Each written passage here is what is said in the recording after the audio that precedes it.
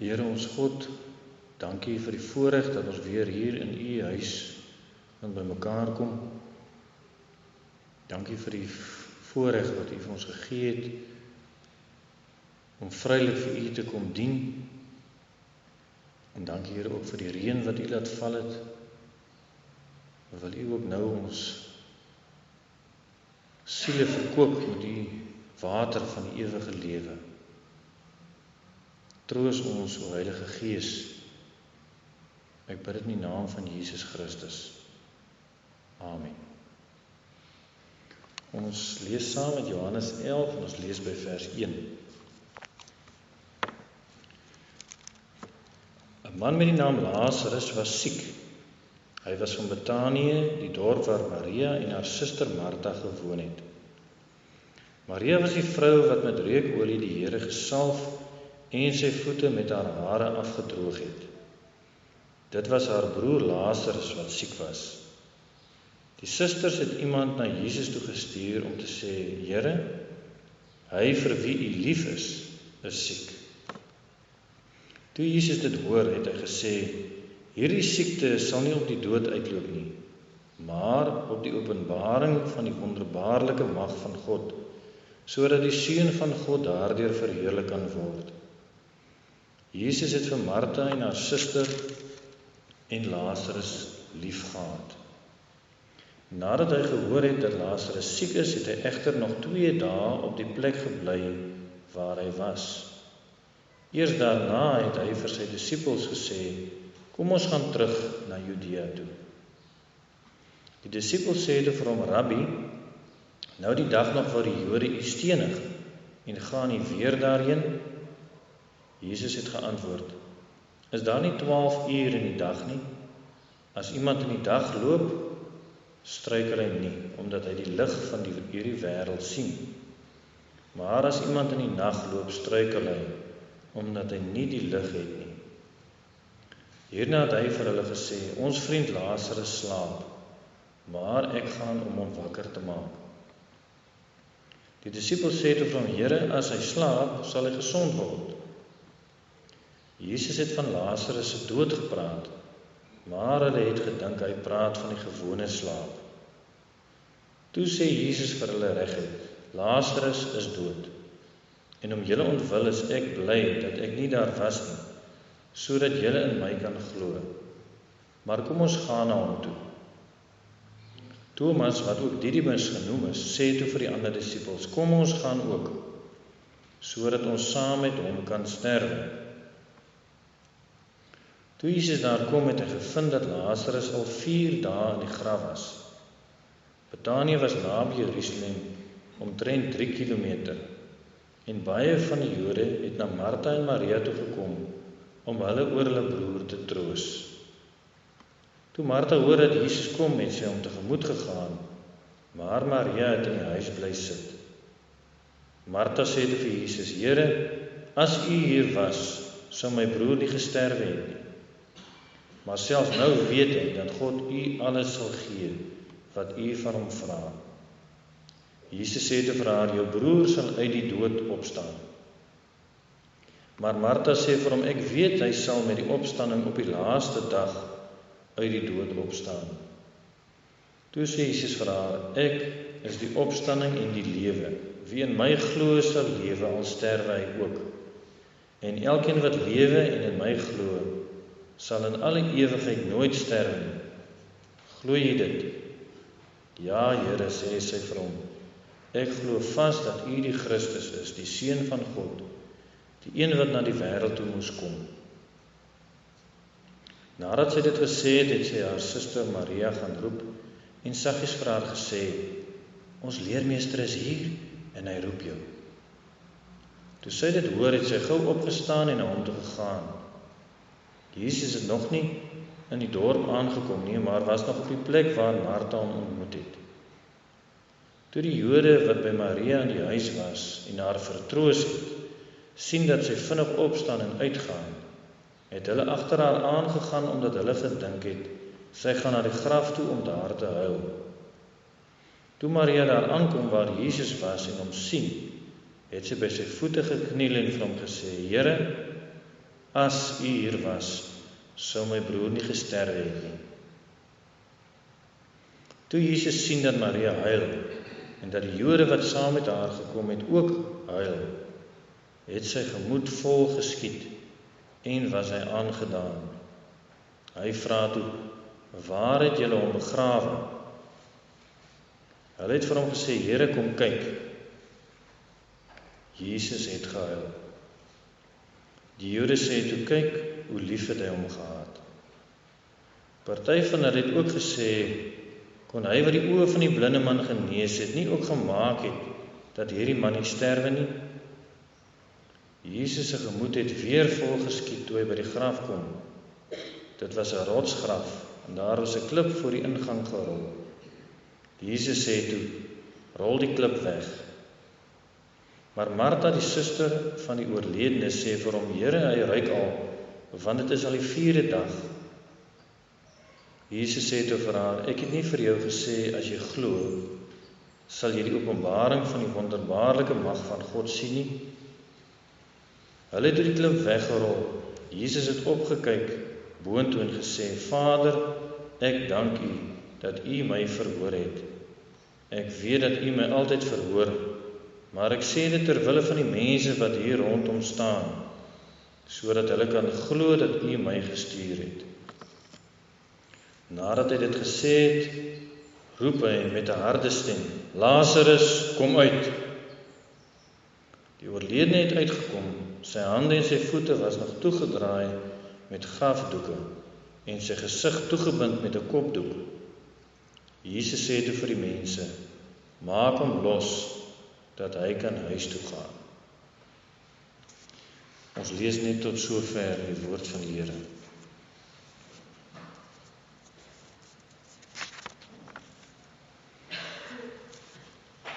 Broers en susters, ons het die geneigtheid om te glo in goed gaan,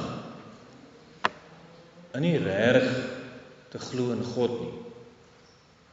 Ons verwar die twee baie keer, want ons dink as dit met jou goed gaan, dan is dit ons nou goed, dan is dit hoe God werk, nie? As jy glo, sal alles net goed gaan. Nou broers en susters, sekerlik weet ons al dat dit kan nie so wees nie. Geloof en goed gaan is nie dieselfde nie. Eintlik sou mens soms kon sê, maar dit is dalk die teenoorgestelde. Jesus sê dan, hy stuur ons so slagskape in die wêreld in.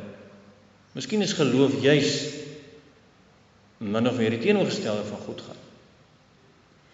En miskien is dit om so min mense tog maar nog aan die geloof vashou.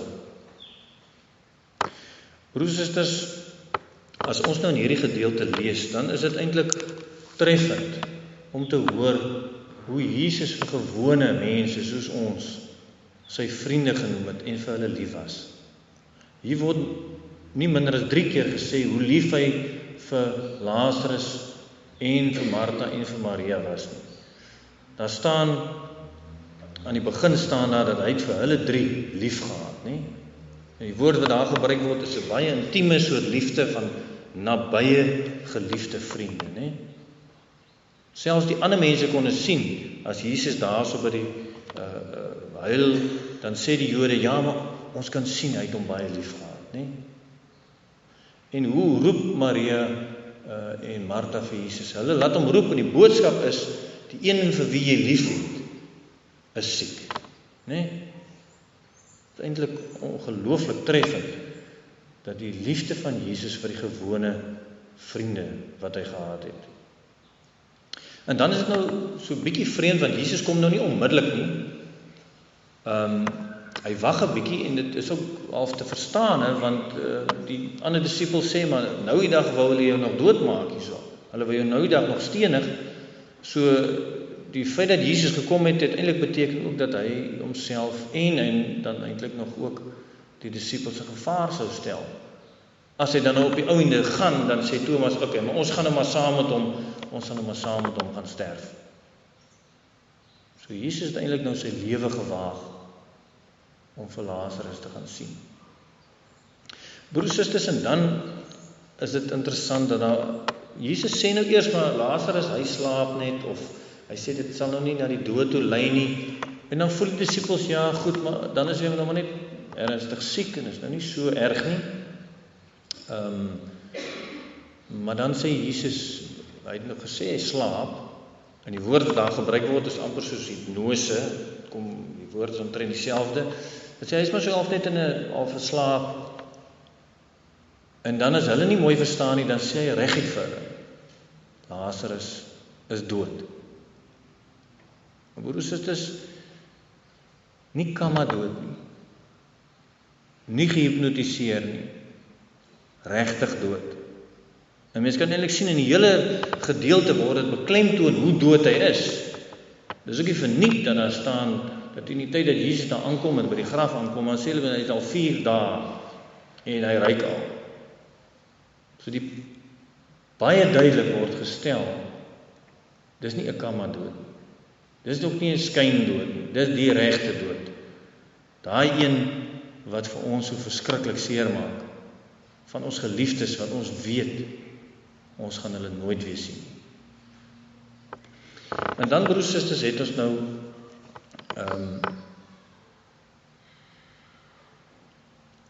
vir Martha en Maria. Nou Martha hardloop dan na Jesus toe en jy kan sien sy het nog so half 'n bietjie hoop en sy sê ja, maar Jesus, hoekom was jy nou nie daar nie? Sy verwyd hom, sê maar as jy nou daar was, kon hy nog gelewe het, nie? Maar dan sê sy, ja, maar God gee vir jou alles, so miskien is daar nog 'n moontlikheid, nie?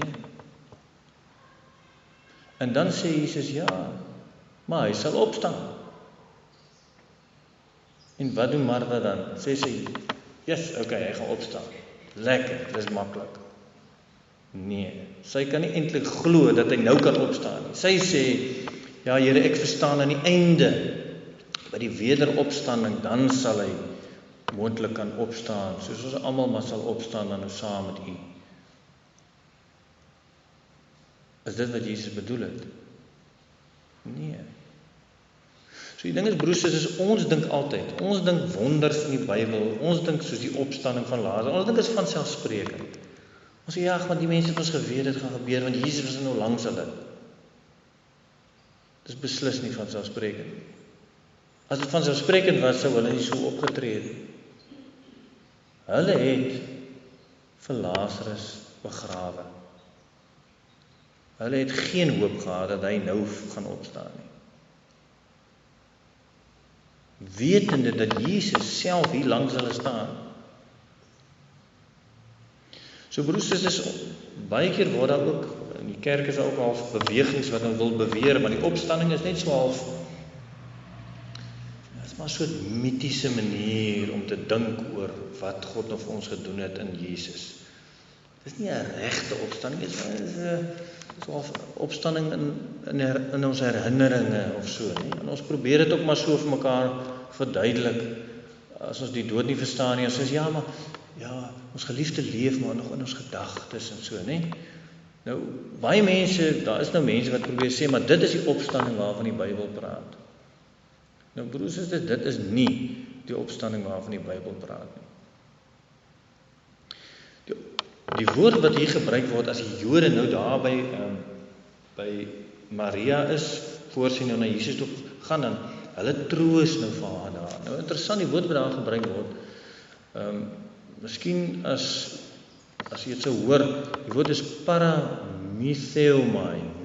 Okay, dit is nou myte, nee? Die woord myte sit binne in daai woord, nee?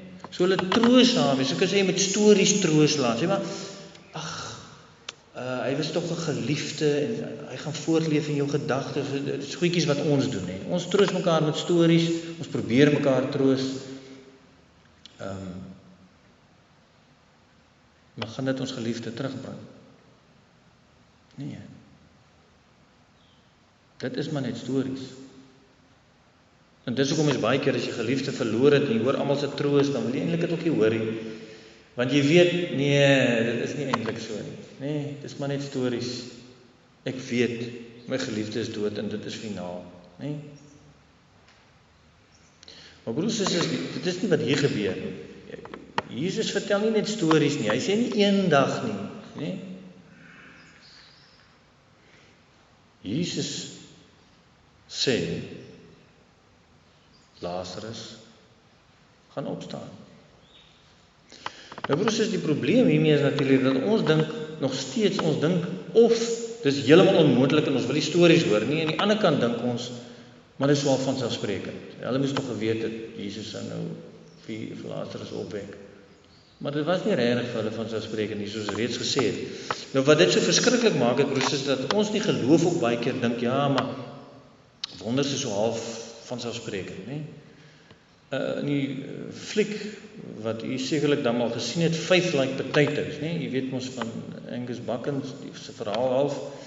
En daar word geïllustreer hoe hy nou bid en dan die aardappels nou daar gegroei waar niemand gedink het, dit kan nie, dat soos 'n wonderwerk is, dit is fantasties. En ons dink nou half dit moet so half logies wees, nie? En wat er nou gebeur is, hy ry toe saam met die seentjie, ek dink sy broer seentjie, op 'n trekker en toe is daar nou 'n ongeluk en die kind beland onder die wiel en hy is oorlede. Hy is absoluut platgeslaan. En dan sien ons so 'n toneel waar sy vrou in die dorp loop en dan kom 'n ander vrou verby en dan sê sy vir haar, ek is so jammer om te hoor oor die kindjie wat nou gesterf het. Maar kon hy nie maar vir die kind gebid het, dat hy kon tog opgewek word, en dink net wat 'n wonderlike getuienis dit sou wees. Nou broers, susters, wat moet die vrou nou voel? Wat moet Angus dan nou voel? Moet hy nou die kind lewendig bid hierso, om 'n goeie getuienis vir Jesus te wees? Kan nie aanvoel, broers, is dit hoe geloof werk? Dit is soos wonderwerke, miracles wat ons maak, en dan kan ons lekker getuig daaroor. Sou dit dan nog geloof wees, broers en susters? Of sou dit maar net magic gewees het? Broers, is geloof en wonders is nie vanselfsprekend nie. Dis onmoontlik. Ons glo nie in die vanselfsprekend nie, ons is ook nie logies nie. Jy kan nie in jou kop dink dat iemand wat nou al 4 dae dood is weer lewendig gaan word nie. Dis nie logies nie. Maar is ook nie 'n mite nie. Nou broers, dit maak dit vir ons 'n bietjie moeilik, want ons huil oor ons geliefdes en ons weet, maar maak nou nie saak hoeveel keer ek bid nie, hulle gaan nie nou lewendig word nie. Broers, susters, miskien is deel van die geloof is om te leer om te huil. Want Jesus self huil. As dit logies was, het hy nie gehuil nie. Daar staan 'n paar keer dat hy gehuil het. En hy huil nie net oor Lazarus nie, hy huil oor die Martha en Maria wat ook huil. Sy eerste huil is toe hy raak bewoe, toe hy vir Maria sien huil. Want hy sien hoe alles vernietig in die dood is, dat hy geliefde van jou wegvat, en as geen kans dat hulle terugkom.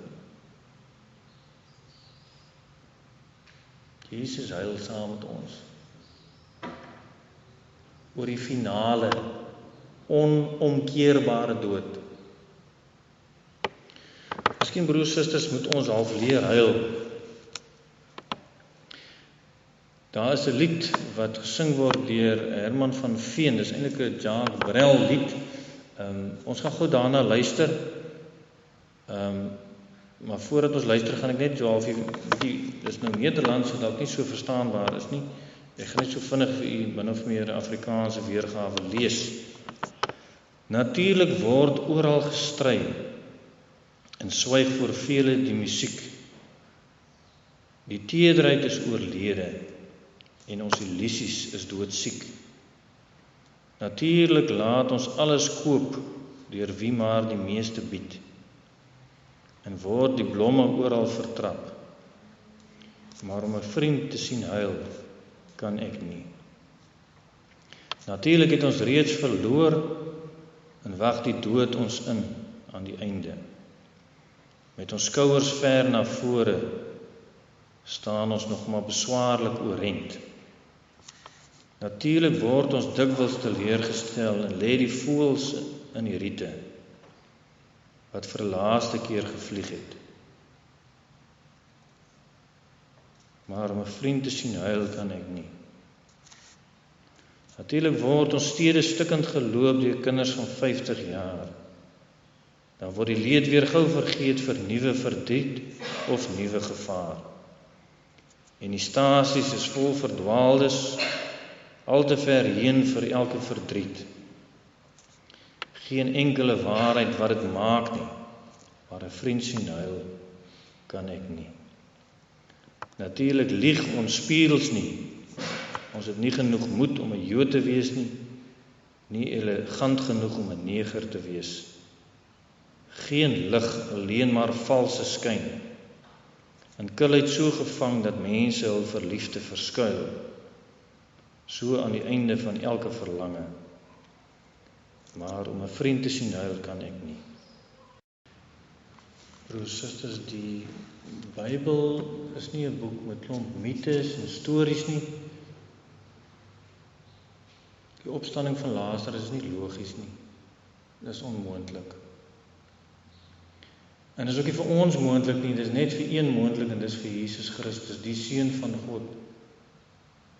En broers, is so Jesus sy lewe gewaag om daar na Lazarus toe te gaan. Maar meer as dit, broers, is Jesus het gesterf sodat Lazarus kon opstaan.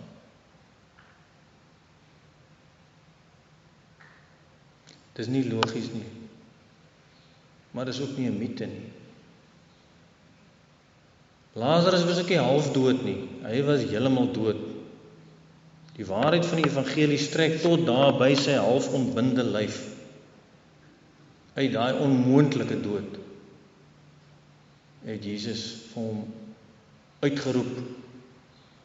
En so roep hy vanoggend vir elkeen van julle ook uit die dood uit na die lewe. Kom ons bid saam.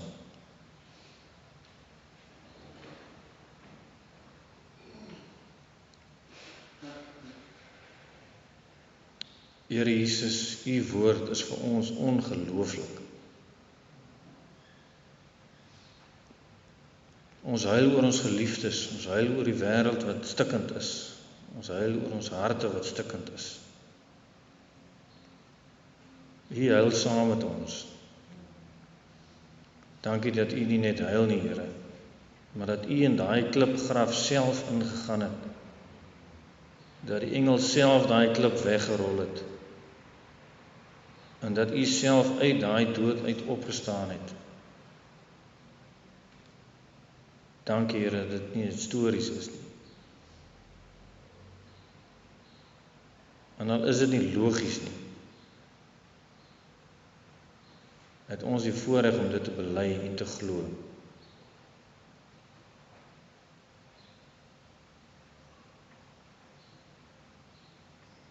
Here, ons weet dit het 'n kruis gekos om daai dood te oorwin. Geef ons moed deur u Heilige Gees. Ek bid dit in die naam van Jesus Christus. Amen.